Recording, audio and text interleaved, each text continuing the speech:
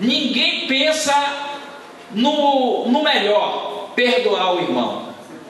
Imediatamente tem pessoas que ficam vermelhas, né?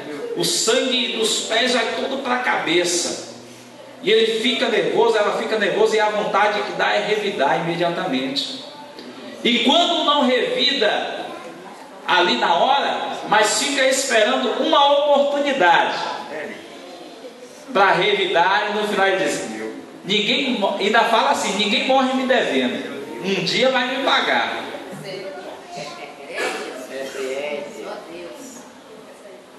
A situação é séria, é porque o ser humano ele não aceita perder. É natural esse sentimento de que ele tem que sempre ganhar, sempre estar em cima, sempre estar no topo. É um sentimento que nós temos que dominar, nós temos que controlar, porque é carnal. É carnal. Então a igreja não é lugar de porfias, a igreja não é lugar de idolatria. A igreja de Cristo tem que eliminar, expurgar toda a lascívia, que é a sensualidade. E aqui o negócio fica estreito. E a lascívia agora? O que é lascívia? É a sensualidade. O que é sensualidade? É a pessoa seguir suas próprias paixões, seguir os maus desejos, a ponto de perder a vergonha e a decência. E aí, onde que a gente observa isso? É lá fora? Não. Paulo está falando para a igreja do Senhor. Irmãos, nós temos que combater a lascívia de dentro da igreja do Senhor. A sensualidade. Crentes não têm mais pudor, não têm mais decência. Algumas pessoas perderam o bom senso. Vem para a igreja de qualquer jeito, adentra o santuário de qualquer jeito, qualquer roupa, roupas decotadas, roupas coladas, desenhando o corpo, mostrando, partes íntimas. Muitos já perderam a decência, faz tempo. Estão só pela misericórdia. E sabe por que muitas vezes vem para a igreja desse jeito? Vamos falar o português claro. Vamos ser francos aqui. Muitas vezes é para despertar o desejo de alguém. Se é o jovem, despertar o desejo do outro jovem. E aí se torna perigoso. A jovem, o jovem, o senhor, a senhora tem que se portar com decência, com ordem, não só na igreja, mas em qualquer lugar que ele estiver. Interessante que no trabalho todo mundo segue as regras da empresa. A empresa não permite entrar de bermuda, não permite entrar de camiseta. Sabe por quê? Eu trabalho em uma empresa em que os patrões foram muito claros quando eles falaram: a partir de hoje não pode entrar com roupas decotadas, não pode entrar, não são crentes, não são cristãos, não pode entrar com bermuda, tem que se portar com decência e com ordem. Por quê? Estava até provocando acidente na empresa. Passava a moça na frente das máquinas lá, o operador da máquina esquecia o que ele estava fazendo para olhar para a moça. Machucou até a mão. Tem gente que anda de pescoço duro assim, porque passou um rabo de saia na rua, ele está assim, olha.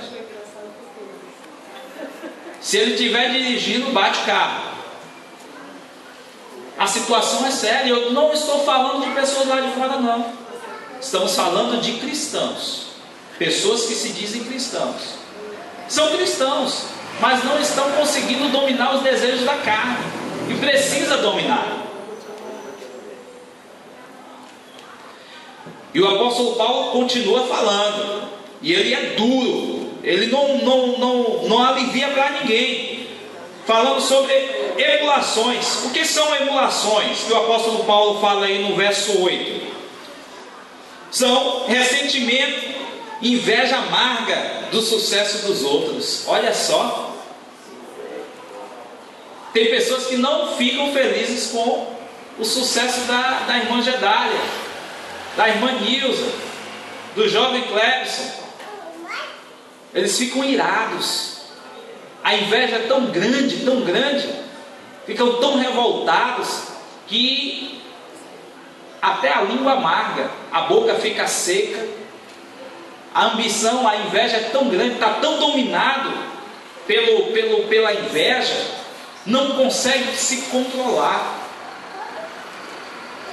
Aí chega até para a pessoa falar: ah, fulano de tal, nossa, que carro bonito, que casa bonita, eu quero um assim também. E quando não falam isso, aí começa a falar contra. Fala para um, fala para outro, lançando as sementes da maldade.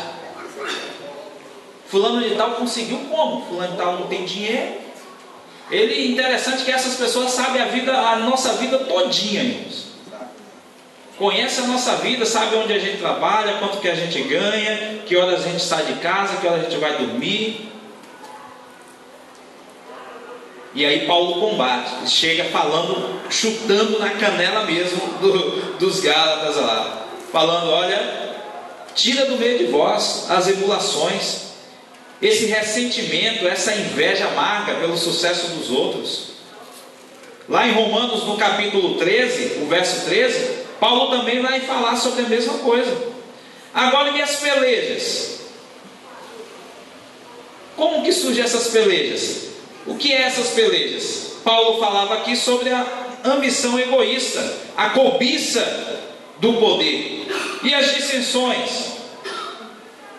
Aí é complicado, porque às vezes as dissensões é provocada agora também por uma competição. Muitas vezes é quem canta melhor, quem prega melhor.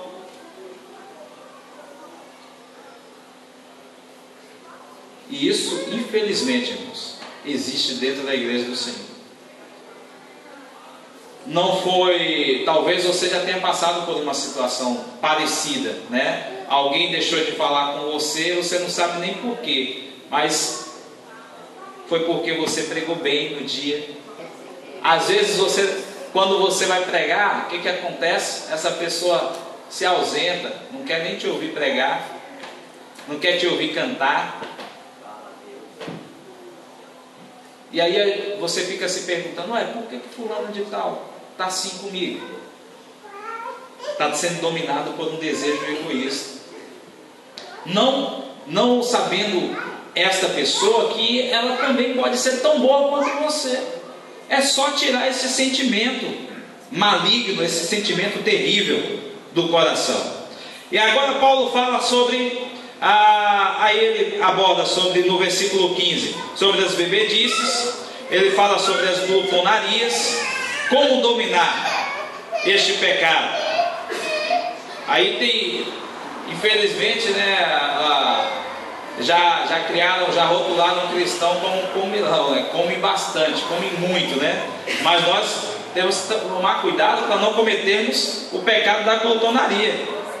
Principalmente nas festas de aniversários, né, confraternizações, tem aquele churrasco, a camarada está cheio, mas ele está vendo carne lá. Enquanto ele está vendo carne, ele está enchendo, não vai sair de lá enquanto não encher. E tem gente que faz o pior: ele chega para continuar comendo, ele vai no banheiro, bota o dedo lá na garganta, bota tudo para fora para continuar comendo. Essa semana tem um amigo meu, ele leva lanche todos os dias. O lanche das 3, o lanche das 10 e o lanche das 3. Aí, nesse dia, teve um aniversário lá também. Ele observou que um camarada, toda vez que ele ia lanchar, esse camarada ia junto. E aí ele ficava de parte, só olhando, né? Esperando esse amigo meu chamar para lanchar com ele também. Ele não levava nada, só quem levava era o outro. Nesse dia teve aniversário. Ele comeu salgado, ele comeu bolo doce, comeu torta. Depois ele comeu 2 pães. Meu colega chegou e ele encostou para comer. Meu colega não aguentou não. Ele teve que falar: ô rapaz, me diz uma coisa, você está com fome? Você está morrendo de fome? Porque você comeu o bolo do aniversário, comeu salgado, comeu 2 pães. Eu não acredito que você esteja com fome. Se você tiver com fome eu te dou, mas isso aí já é falta de educação na linguagem dele, né? Ele pegou até leve. Mas é gula, desejo descontrolado, é extravagante, é desenfreado. A Bíblia diz que nós temos que ser moderados no comer, no vestir, em toda a nossa atitude temos que ser moderados. O fruto do Espírito, aí Paulo fala, aí ele vai descrever: caridade, gozo, paz, longanimidade, benignidade, bondade, fé, mansidão e temperança.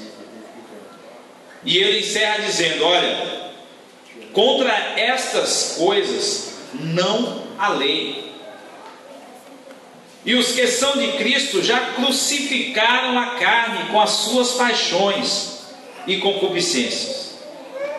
Irmãos, uma vez que nós estamos em Cristo Jesus, nós não podemos permitir que a carne venha dominar as nossas vidas. Somos guiados e somos dominados pelo Espírito de Deus. Só que a carne é tão forte, ela está crucificada, mas vai lá e dá uma colherzinha de chá para ela, para ver se ela não ressuscita na hora. É na hora. Na hora.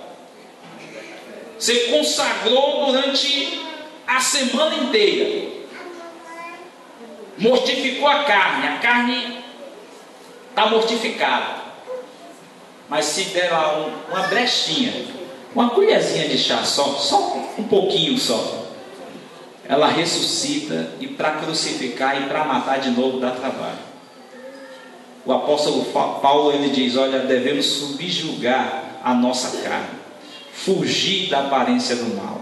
E ele diz ainda: sujeitai-vos, pois, a Deus, resisti ao diabo, e ele fugirá de vós. Só que tem pessoas que estão fazendo o caminho inverso. Ao invés de fugir da aparência do mal, estão correndo para ela, e muitas vezes culpando o diabo. Se tem uma coisa interessante é que o diabo, ele tenta, ele induz. Só que quem toma a decisão de quem pecar, se você vai pecar, se eu vou pecar ou não, sou eu mesmo. Eu que faço a escolha. E se eu escolher satisfazer o desejo da carne, eu vou morrer espiritualmente. Quem é mais forte nessa batalha? A carne ou o espírito? Quem é mais forte? É aquela que a gente alimenta mais. Se eu alimento a carne, ela vai dominar. Mas se eu alimento o espírito e mortifico a carne, o espírito é quem vai dominar. E o apóstolo Paulo diz: se vivemos se vivemos no espírito, andemos também no espírito. E como é andar no espírito? É fazendo a vontade do Senhor, é exercendo esse fruto do Espírito. Esse fruto do Espírito, ele deve ser desenvolvido em nossas vidas. A caridade, o amor deve ser exercitado. O gozo, que é a alegria, que é o prazer de servir o Senhor, deve ser colocado, deve estar evidente em nossas vidas. Não é normal um cristão andar cabisbaixo a vida inteira. O cristão tem que andar sorrindo, tem que andar alegre. Apesar das lutas, passamos por alguns momentos de dificuldades, ficamos um pouco tristes, mas não é normal viver uma vida inteira de tristeza. Mas o cristão é normal sim, andar sorrindo, andar alegre, desfrutando de paz, sendo longânimo, sendo benigno para com todos, bondoso. A fé deve estar em evidência em nossas vidas. As pessoas têm que olhar para as nossas vidas e enxergar em nós um Deus todo-poderoso, uma fé genuína. Temos que exercitar a mansidão, a temperança, ser bondoso, ser solícito para com os outros. Isso tudo deve estar dentro da nossa vida. Este fruto do Espírito deve estar sendo desenvolvido diariamente. Assim, exercendo e praticando esse fruto do Espírito, assim nós temos o direito de herdar o reino de Deus. Naquele grande dia, quem estiver fazendo as obras da carne serão colocados à esquerda. Apartai-vos de mim, malditos, para o fogo eterno preparado para o diabo e seus anjos. Eu não vos conheço. Mas para aqueles que exercem o fruto do Espírito, vinde benditos do meu Pai, possuí por herança o reino que vos está preparado desde a fundação do mundo. E se nós tropeçarmos em um só desses aqui, como na lei, nós seremos culpados de todos. Ou nós exercitamos o amor, ou nós praticamos a bondade, a benignidade, exercitamos a mansidão, a temperança, ou infelizmente o fim será trágico, será triste para muitos. Que o Senhor Jesus continue nos abençoando, continue falando aos nossos corações, e que nós possamos colocar em prática no nosso dia a dia o fruto do Espírito, irmãos. Se queremos chegar até as mansões celestiais, se queremos desfrutar das bênçãos espirituais do Senhor para a nossa vida, se queremos habitar no reino de Deus, nós precisamos exercitar, nós precisamos desenvolver o fruto do Espírito. Ninguém nasceu com todos esses frutos do Espírito. Existem aqueles que são temperantes, mas existem aqueles que não são e precisam desenvolver. Existem aqueles que têm fé e aqueles que muitas vezes duvidam, precisam desenvolver. Mas nós temos que desenvolver cada um deles. Medite na palavra do Senhor. Item por item, salvo engano foram 7. Vamos contar aqui. Caridade 1, gozo 2, paz 3, longanimidade 4, benignidade 5, bondade 6, fé 7, mansidão 8 e temperança 9.